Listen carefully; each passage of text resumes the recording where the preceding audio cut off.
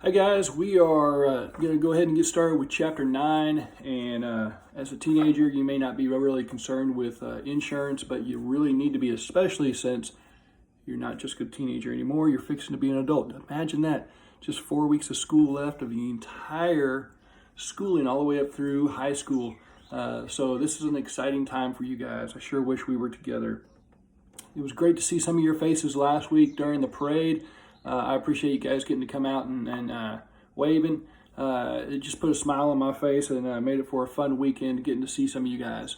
But as for insurance, what we're going to do is I'm going to go ahead and introduce this chapter, and then you can go ahead and get started on your work. I'm going to post all the work for the week today. So you're going to have all of it. The test I'll probably post tomorrow, and you could be done with everything even tomorrow if you choose to. But go ahead and get through all this insurance stuff as quickly as you can, and then we're going to move on to the next chapter. As far as insurance is concerned, what is insurance? Insurance protects you. That's basically it. It transfers the risk from you to the insurance company. If anything happens, you're not responsible for paying for everything because you have insurance. If you don't have insurance, you are responsible for everything, not just the replacement of whatever it is that you lost. So for example, if you have a car and you get in a car accident and you don't have insurance, you're responsible for paying for that car or replacing the car or any damage that may have been happened outside of your vehicle, maybe with another vehicle or another person or another piece of property. You'd be responsible for all that financial loss. And so it protects your income. Okay, so if you have insurance and your house, something happens to your house, if it burns down, your insurance company will pay for the new house. If it was a $200,000 house, they're going to build you a $200,000 house.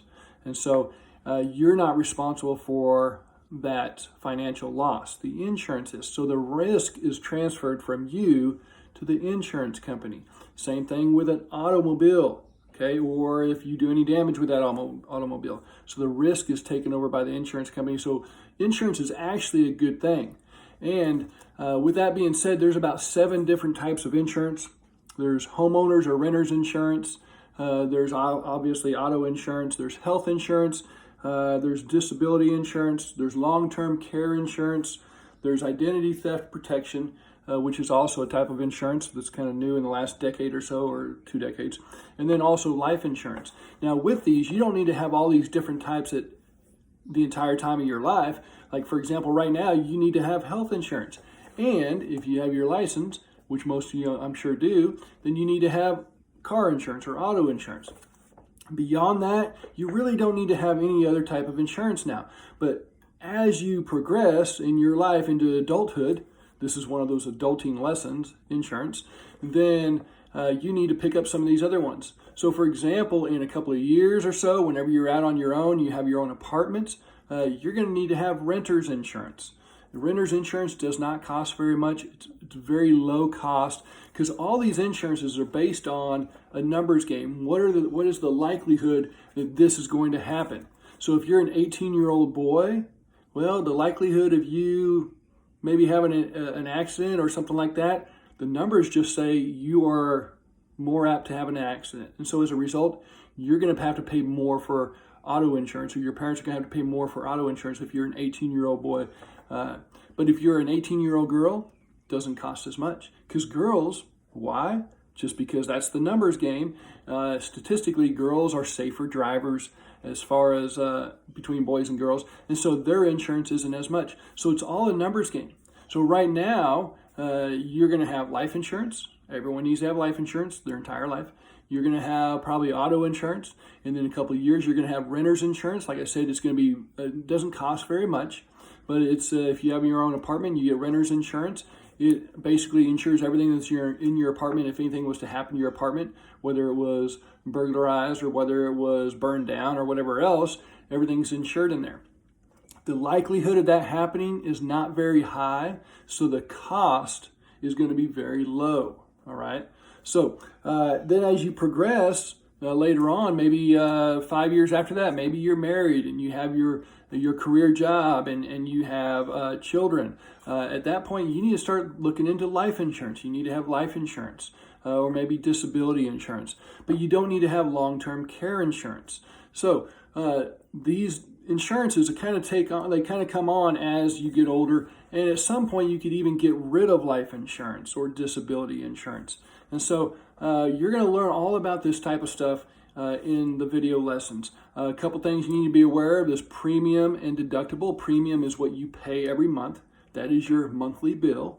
Okay, so your premium could be higher if your deductible is lower. So if your premium is higher, that means you're going to pay more every month. Then the deductible, what's the deductible? That's what you would have to pay if something was to happen to your vehicle. And let's say you wrecked a $10,000 vehicle and your insurance is going to get you a new $10,000 vehicle. Your deductible is how much you would have to pay. So maybe your deductible is $1,000. Anything beyond $1,000, they would pay. Well, you pay the first $1,000, they would pay the other, in this instance, $9,000. And so if you want your deductible to be lower, you would pay a higher premium. That means your monthly bill for your insurance. So a higher premium would mean that your deductible is lower. You could have a $500 deductible. You could have a $400 deductible, $200 deductible. But if you are thinking, well, I want my monthly payment to be less, then you could have a higher deductible. So if you want to pay less every month, you raise your deductible. Say you could have a $1,500 deductible or a $2,000 deductible. If something happens to your vehicle and you have a $2,000 deductible, but it's only going to be $1,500 to replace, well, the insurance isn't going to kick in because you got a $2,000 deductible. So you need to pay the $1,500 to get that replaced. Now, what's the benefit of that? Well, you were paying less every single month. Okay, so as your premium goes up or down, your deductible will go up and down. They kind of have a relationship there. Higher here, lower deductible. Lower premium, higher deductible. Okay, so those are a couple things you need to know. And once again, there are 7 of them. You don't need to have all of them at one time. Probably no one person would have all of them at any one time. So be aware of these things. Make sure you're familiar with the language. If you have any questions or you want any help from me, please contact me. I hope you guys are doing good. I hope everyone is healthy. Hope you guys are finding purpose to get up every single day and keep doing the work because you guys are all going to graduate in 4 weeks. I can't wait to see it. So y'all take care. God bless you.